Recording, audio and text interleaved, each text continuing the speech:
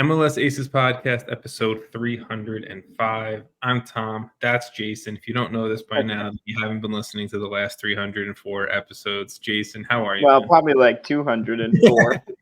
But yeah, For you and I, probably about 200. But over yes. 200, I would say. Maybe even more, honestly. I would have to go back and look. I think I was like in the 50s. I appeared on one, or 60s. I don't know. Whatever. Yeah, it was maybe that's pre-COVID, pre-2020. So yeah, It's been years. Either way, if you don't know who we are, like you this must be the first time listening. So, and if it welcome. is, then welcome. Shame on you, whatever it is. No, I'm just joking. But we are back. We are here talking, obviously, everything going on around Major League Soccer, U.S. soccer as a whole. And this is an interesting week, a fun week, as we get a little bit more clarity of the MLS playoff picture. Maybe in some circumstances, less clarity of I'm not feeling any more clear about where things stand. Maybe more confused after last week's kind of at least in the West, yeah. Exactly, right? The West is a shit show. And I feel like we should probably touch on the West first when we get to the MLS playoffs portion of all of this. But I think first and foremost, it is a cup finals week. There are 3 cup finals all happening. Full transparency tonight, the 25th, Wednesday night. And by the time you hear this, you're already going to know the answers to everything we're saying, who's going to win, who's secured their spot to Champions Cup, and who's taken home a trophy in 2024, or multiple trophies in 2024 in some cases there. But we're going to give our thoughts around it. Hopefully we don't look too stupid after Wednesday night, and then we give some good People are going to be listening either going, wow, they really know their stuff, or oh my god, who are these 2 people? Exactly. And that's why we're not going to spend too long on it, but I feel like just as the show, we definitely have to talk about it, and then next week we'll talk about the results a little bit more. But Jason, let's start with the Campeones Cup. Let's start Columbus Crew hosting Club America at Lower.com Field in Columbus, Ohio. The Crew, this is their 3rd final of the 2024, calendar year. They lost the CONCACAF Champions Cup final to Pachuca.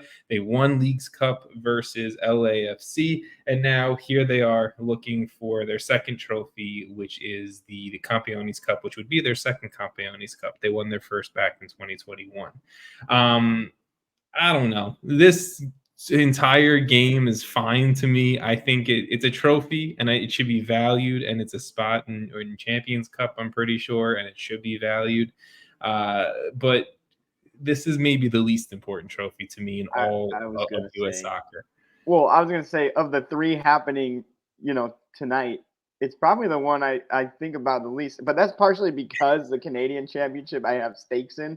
Because I picked Jason, we'll get to that, but it might be the only correct pick I'll have in terms of the entire season. So yes, just to give the listeners some context, obviously Jason and I, we picked all of our preseason predictions at who's going to win competitions and trophies and all of that. You might, if the Vancouver Whitecaps win Canadian Championship, you might be the only person to pick a competition correct. So the only way that I won't be is if Portland wins MLS Cup, I guess. Yeah, no, exactly. Who you chose.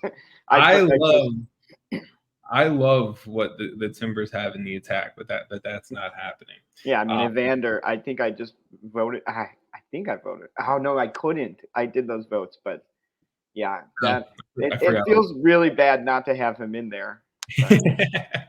I don't know. Hey, look, Evander, potential MVP candidate, but not to. I would put the guy in a different position just to have him in my team of the year. There was another option. You could have done it. I could have written him in. I didn't even think about that. I should have done that instead of. Ultimately, not to steer us back into this, but Campeones Cup. Yeah, I've been all over the place already. It's classic us. We've talked Vancouver Whitecaps. We've talked Evander all before we mentioned probably the Columbus Crew a second time. But in all honesty, yes, I don't think this trophy is the most important trophy for an MLS club to focus on to win. any season that we're talking about. But I do think there is something different about it being the potential second trophy of a season for a club, and especially this year with the Columbus Crew being able to now win a potential final over a Liga MX side.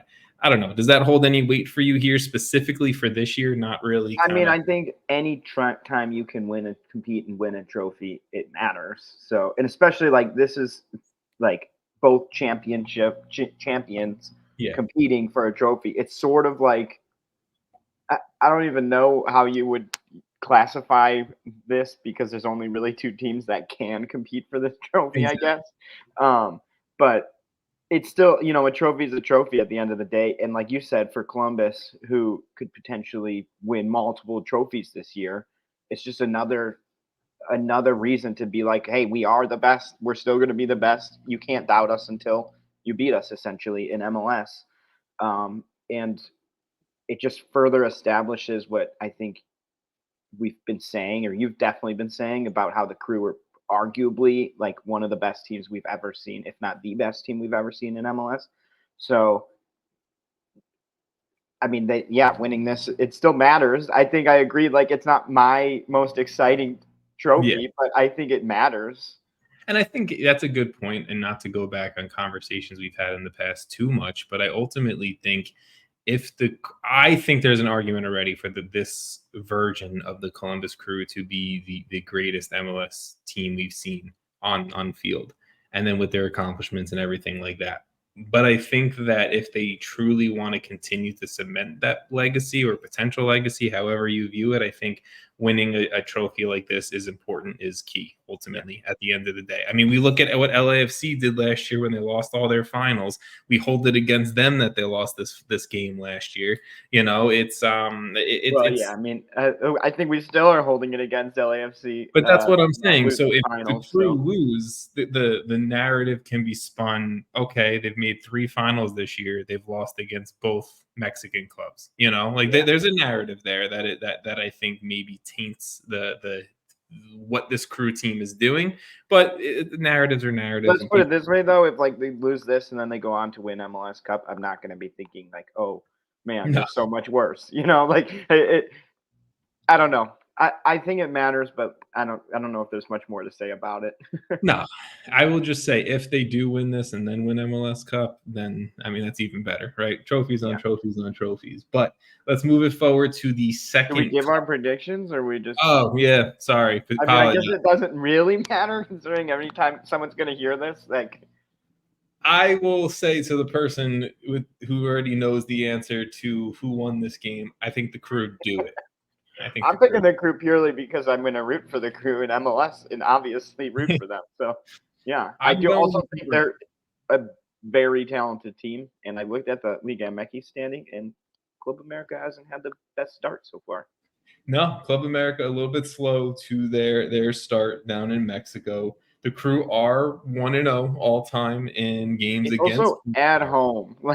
It makes a huge difference. That helps. And the Crew, outside of the Pachuca loss, they've been in recent history in the last 2-3 years very good against Mexican opponents, whether we're saying that's at home or away. And the Crew are amazing at home. I'm going Columbus. Let's move forward, Jason. Yeah. U.S. Open Cup final, again, Wednesday, the 25th. LAFC hosting Sporting Kansas City at BMO Stadium in Los Angeles, California. This is LAFC's second final of 2024. They lost the Leagues Cup final that I mentioned before to Columbus back in August. They have lost... Well, they did lose 3 finals last season. Sorry. The MLS Cup lost to Columbus, the Campeones Cup lost to Tigres, and the Champions Cup lost to Lyon. They've already secured their spot in Champions Cup for next year by making the Leagues Cup final, but now have a chance to take home a trophy. This team's never won the Open Cup before, which I think is important and key to what LAFC's front office has stated that they want to do. They want to win every trophy that you possibly can. LAFC, they have struggled though since that Leagues Cup loss to the Crew. They haven't won in their last 5 games, and since that finals loss, they are 1 win, 2 draws, and 3 losses. Let's talk the LAFC side of things before we go into the Sporting Kansas City side of things. We've talked about it a little bit before. How important is it for them to actually win this game, though, Jason? I think for them, it's like everything to them. Like, I personally think that LAFC, I have said it 1,000 times too, like that, and you just said it, like trophies matter. They made it clear trophies matter to them. They've made it clear what their aspirations are. They've made it clear with their signings, with the players that they have, the quality that they have. They should win this game. And I think going into it, they are probably heavy favorites over Kansas City. But at the end of the day, there's a reason we play the games. There's a reason that they've had this streak now of, did you say how many they've lost in a row? It's like at least 3 or 4 finals in a row. They are what? I mean, going from 2023 to this season, they've lost 4 finals. So it's at least 4. I don't know about previous to that. I'm sorry, everybody. Well, regardless, I mean, like that starts to become your reputation.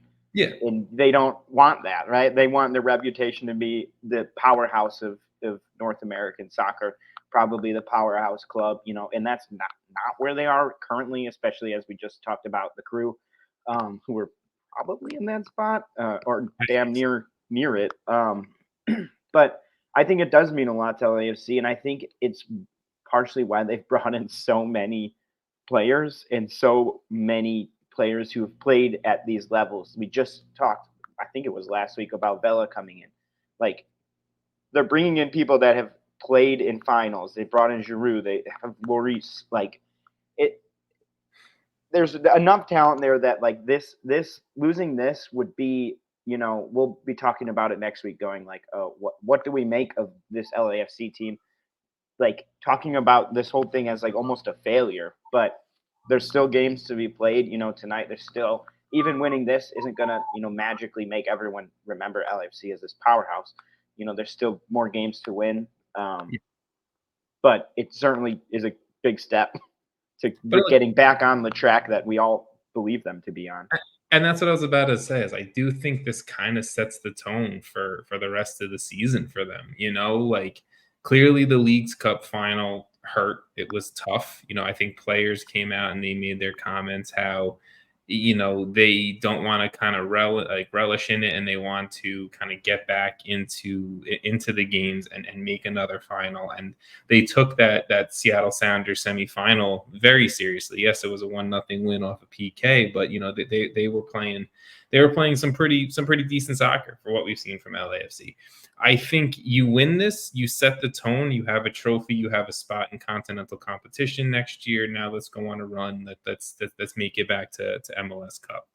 I think you lose this, and I think you could absolutely see a downward spiral of LAFC, especially if maybe the narrative gets in coaches and players' heads that it's another final. LAFC can't do it. They can't win it, everything like that.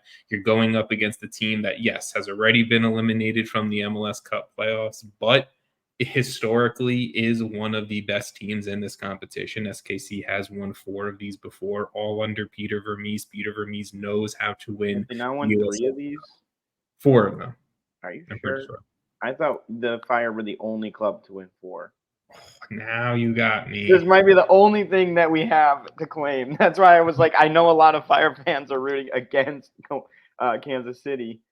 Jason's game. Like, this is our honor. That is not the Fire's honor. I have it right here. U.S. Open. They've won 4. They won 2004, 2012, 2015, and 2017. So we're tied. That's probably what it is. Is they don't want to split the tie with, or they don't want to not technically be in the lead. There are 3 teams who have won 4 U.S. Open Cups: the Fire, Seattle, and SKC. All right, well, I was wrong. Just everybody ignore that. Everybody ignore that.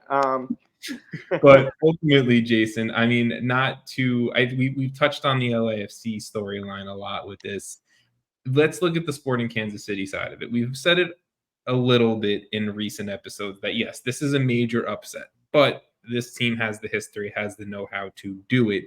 And if they do end up winning this final tonight, tomorrow night, yesterday night, if you're listening to this, I think it's a complete savior of their season. I think it could be a savior of Peter Vermees's job ultimately. And, I think it could be something that maybe next year, where this SKC front office has openly said that they are going to spend money and build out a high payroll roster, that could set things off. I don't know. It could be a spark of something positive for the future for 2025, not really LAFC end of the season stuff like that, but I don't know. It could be an interesting win and a big win organizationally for Sporting Kansas City. I mean, I think it definitely will be. Like, I personally think if Kansas City wins, like, they're looking at this season with what could have been like this doom, and even getting to this is like a pretty impressive thing for them to have done. Given how their season has gone, and getting up for these games, and obviously in MLS play, they have not been good. They, like you said, are one of two teams so far eliminated. Yeah, them and San Jose. Yeah, so you could argue that they're like one of the worst teams in the league. I mean, I think this definitely makes the season. I don't know if I'd say like a success, but like something to look on, like pretty happily of, I guess, in terms of like, hey, this might have been one of the worst years they've had, or like in a long time. They've been really bad, but their fans can look at that and be like, hey, we still want a trophy. If I think there's a decent amount of MLS teams that would say that is a success, even with like how this tournament was structured this year differently. I just still think like even with where they're at in MLS play, league play, winning a trophy is still winning a trophy. Like at the end of the day, you won hardware for that season. Your name is on that trophy. The players get to, celebrate that. The fans get to celebrate that. Like you said, if that is something to build on for next year, like with LAFC, they have been kind of on a downward spiral. And I do agree, like, if they lose this, like, who knows where they end up finishing? I mean, I still think they're one of the better teams and one of the scarier teams in the West, but they're still falling. So I don't know. I kind of talked about both, but yeah, I think for Kansas City, this would be a huge win for them and for their fans. I know if I was a fan and this is the season I was having, this is it. I've had many seasons like this without winning a trophy. So yeah, I would have taken the trophy. Yeah, no, exactly, right. And I think, look, if Sporting Kansas City want a shot at doing this, I think it just has to be, you can't get beat on the counter. You can't let Dennis Bouanga run past you. To me, I think what we've seen from like Jake Davis in recent weeks has been big. He's been creating a lot from a lower midfield block and not really from right back where we've seen him over the last few, season or two. I know SKC just lost over the weekend, but they did take down the Colorado Rapids midweek last week. Alan Polito had a brace. Eric Tommy had a brace. You have to think that a guy like Johnny Russell is going to be absolutely like pumped up for a game like this, especially, he's not getting any younger. Every season could be his last with SKC. He's probably going to want to go out, as a winner within that organization.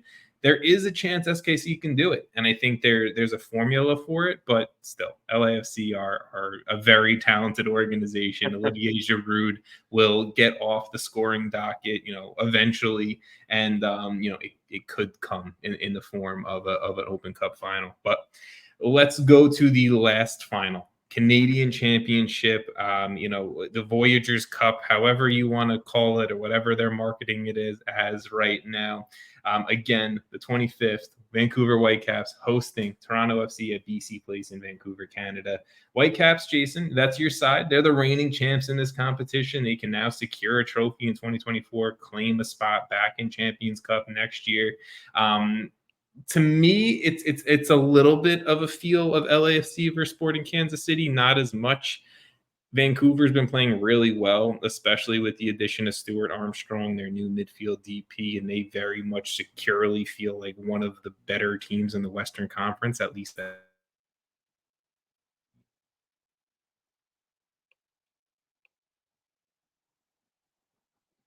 From week to week the last month or so, where Toronto, they're inconsistent in their own right, not really the clubs around them. They win a game in impressive fashion. They lose one the next week. I don't really have confidence in Toronto the same way I do in Vancouver, especially with all their recent acquisitions like Stuart Armstrong. I don't know if that came across before the technical error, but I have faith in Vancouver that I think they're going to get it done in this game, and they're going to go back to back. And this might just be Vanni Sartini's tournament as well. Yeah, I mean, I think this is like a huge moment for Vancouver, especially because there's the Champions Cup on the line here, like a spot for next season. Also, just with Vancouver, the talent is there. I do think like I kind of disagree that it's like LAFC Kansas City. I think that's a disservice to Toronto personally. Like I think especially with where we both ranked them at the beginning of the season, I genuinely think that what they've done has been really impressive, where they've gotten the team, the results they've been able to put together is way higher than I think almost anyone thought. So it's not like, and even going in, I didn't even know if they were going to make it in this game going into that second leg, down a goal. But yeah, they churned it out, and they're still going. I believe the Whitecaps will win. I also want the Whitecaps to win. yeah. But yeah, I think like I don't know. I lost my thought. Whatever. But yeah, I mean, I want. I don't know. Whatever. I can't speak. I think the Vancouver Whitecaps are just better, personally, and they're in the harder conference in league play. They've won this last year. This team is built kind of for better performances and built for this. So I don't know. I think, yeah. I mean, I agree with you. Look, I think Vancouver takes it. I think they're just an out and out better team than Toronto FC. I also just realized we didn't make predictions on the US Open Cup. You think LAFC does it? I really kind of want to pick Kansas City. I want to go Kansas City too. Then I'll go LAFC. You go Kansas City. All right. Well, I was gonna say we can do this together if you want. We can just go absolute upset, and then tonight LAFC takes it down like 6-0. I'm definitely taking Vancouver though in the Canadian Championship. I know I've alluded to it, but I don't know if I've said it, but I picked them for the Canadian Championship at the start of the season, so I'm excited about that. Jason doesn't give a shit about the Open Cup final. He's all on the Canadian Championship tonight. This is for bragging rights, Jason. Yeah, I'll try and have them both on somehow. All right, let's move on from the Cup finals. We will find out who is going to take home some silverware in the next few hours for us, and by the time you guys hear this, you already know. But Jason, let's go over to the MLS kind of end of the regular season here as we're getting closer and closer to deadline, to the deadline of the playoffs. I don't really want to talk Miami, Cincy, Columbus. I mean, we talk them up every single week. They won, they did well. Miami. I think, well, also the points, it's a 12-point gap. Like at this point, we're talking about, I think, the West and then like 4 to 7 as the major spots in the East. Yeah. So yeah, I think. Look, if you're a fan of Columbus, Miami, or Cincy, like we've talked a lot about you. Your teams are amazing. I'm sure we'll talk a lot about you going into the playoffs. But for now, just shut up, okay? Yeah. And your teams are too good to be talked about late in the season. Miami did draw NYCFC this past weekend, and NYCFC fans were flipping off the Miami bus as they rode into Yankee Stadium. All I got to say about that. I love that.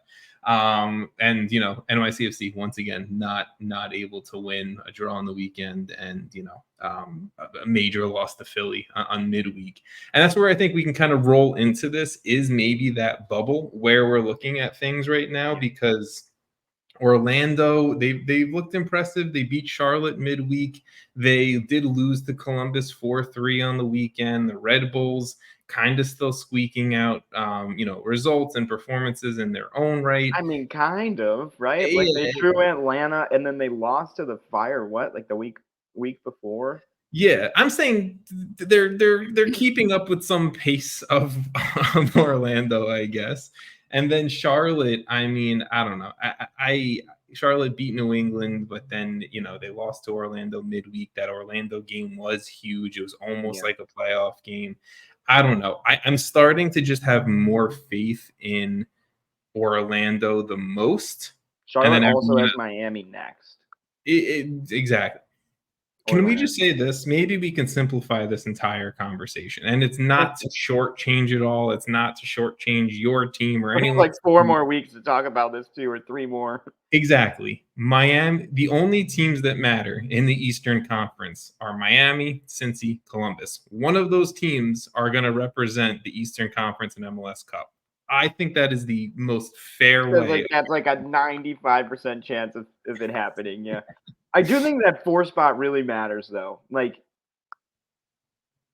I don't know. Like, if you're in the 4 spot, you're going to play a home game against whoever's in 5, right? Which is, winnable, right? And then you're going to have Miami likely next, based on how I'm imagining this bracket, which is usually. So the 4 spot. But that means you're going to say you win in your 4 spot, then you beat Miami.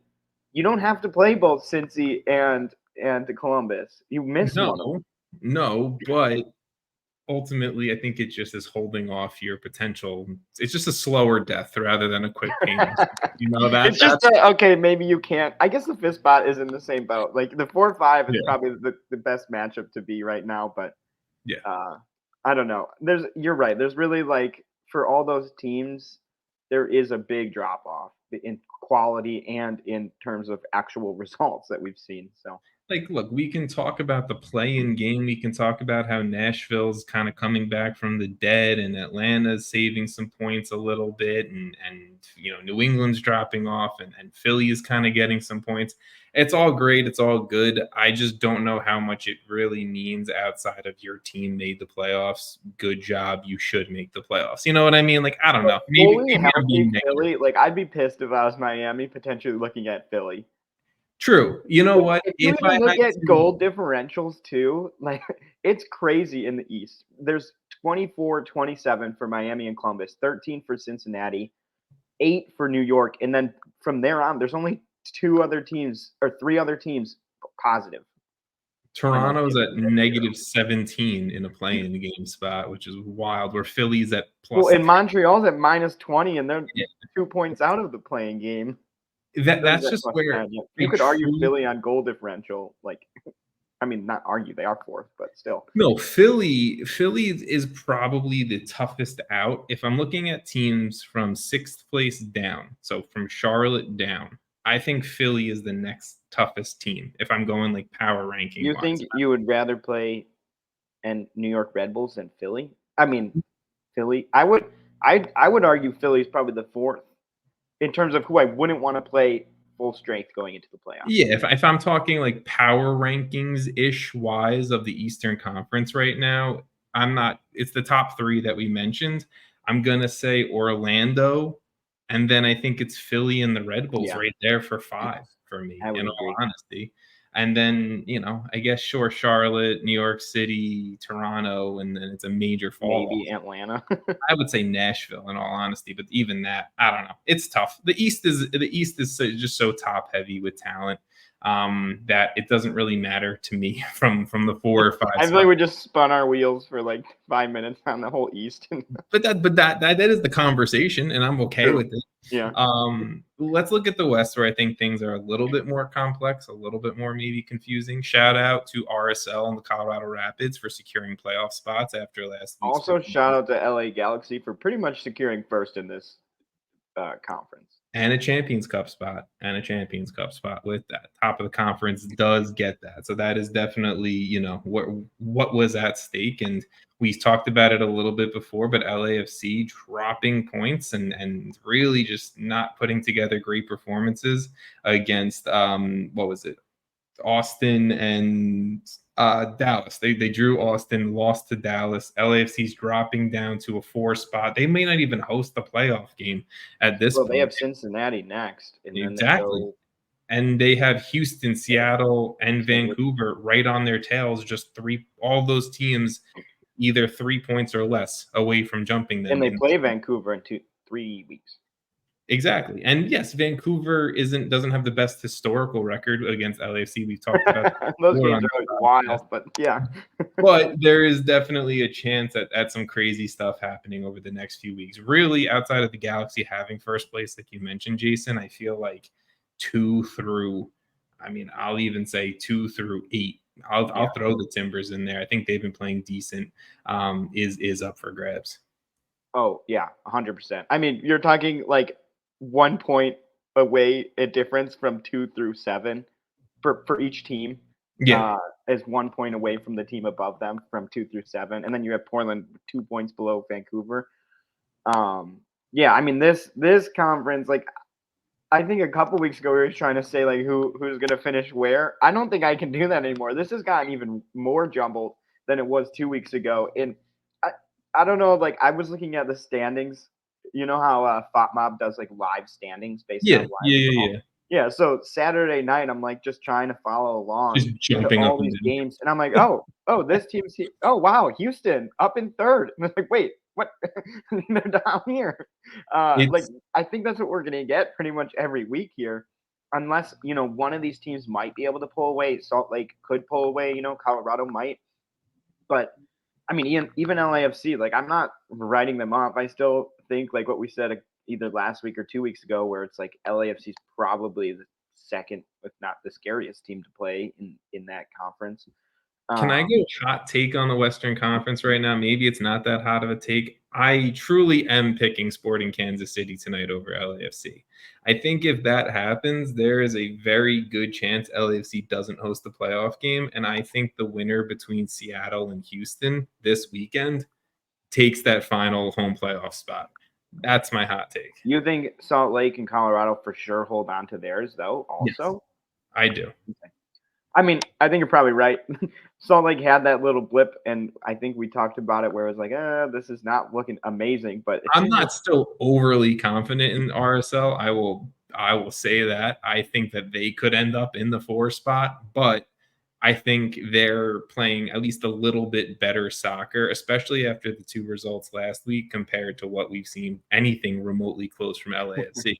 I do think that going to the playoffs, regardless of, I mean, maybe the Galaxy versus whoever's in that 8 spot will be not as like crazy of a matchup, but I think you could have every other matchup be pretty compelling, especially because like you actually have 2 through 7 in super close together in terms of actual like standings. Yeah, So I I agree. I think each matchup is going to be wild, but yeah, yeah, Houston versus Seattle. I mean that's That's a probably good game. That's a that's good game. probably the game of the week. The I think the Western Conference playoffs are going to be way more fun to watch than the East until we get into the later rounds, and then I think that's where we'll get obviously the Columbus is Miami since he's someone facing each other in all of Yeah. that mess. But Well, I I mean, mean, like even if you look at the standings, like Portland has 44 points. They're in eighth. They are tied on points with the Red Bulls, who are in fourth in the conference. Like, and there's they obviously haven't. a drop off between the Yeah, top three in that, but it's still like Portland's trying their best right now to hold on to a play-in game spot, if not, the playoffs at all. And you have New York pretty comfortably in a home, not in a home comfortably in a home playoff spot, but like yeah. pretty comfortably in the playoffs. Yeah. I mean, look, I think that's the difference, though, with where the West talent-wise is definitely more spread out. Vander is balling out. I think he's a best 11 player. I think he is a realistic MVP I should have candidate. wrote him in for striker. I'm actually gonna be pissed about that. You can just re-put another ballot in if you want, man. I'll fix Or it. just like update that. I think I put Benteke because like with what he's doing with the team that is, That's a fair shout. that That's a wasn't fair really a shout. fair sentence. But I mean, you know what? Leave it. I think I'm gonna stay with Benteke. I'm gonna go with my gut. I'm gonna go with my I gut. mean, they're in 13th. He's absolutely carrying them. Yeah, It's I mean, not like a high spot, I guess. So, and he could win a golden boot, which helps. It yeah. definitely helps. Okay, Jason, give me your pick for game of the weekend. Let's not do these cup finals; they're going to be done. So give me your Yeah. pick for game of the weekend, and then we'll get on out of here with a Well, little it's bit. definitely Seattle versus Houston. Like you said, the stakes in this one are massive. It almost is like a playoff game, kind of like that Charlotte Orlando one. But like this one, 1 point apart, 1 point below LAFC, and fourth for Houston, 2 points below them for Seattle. Yeah.